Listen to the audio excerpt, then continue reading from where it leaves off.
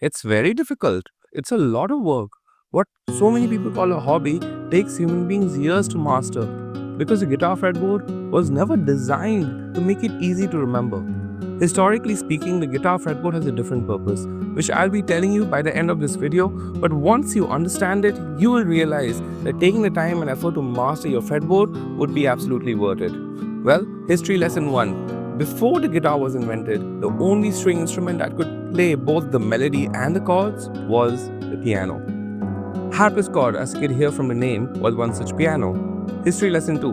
But because the piano was so big and bulky, they had to think of making it smaller and more portable. Just like how they turned the telephone into a mobile with the help of smart chips, the fretboard was the sort of a chip over which 6 strings could be laid to play those chords and melodies. Genius, they would call this in the olden times. And finally, history lesson 3. Since the strings had to be tuned a certain way, E, A, D, G, B, E, to make it easy to play the chords, the simplicity of finding the notes in the guitar went out the window. Especially when you compare it to how easy it is to find the notes on the piano. That's why so many people get stuck with open chords and the bar chords. And obviously, YouTube made it easy to learn chords and play simple favorite songs that not many people bothered to study what those chords actually mean. Which, had you taken the time to study, the fretboard would not be as difficult.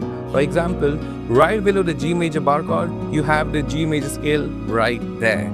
And that's why I created this bar chord puzzle to help you unveil the fretboard and make it a bit easier to visualize those scales, which once you master, playing those licks will make you feel absolutely worth it. Comment puzzle below and I'll send it over.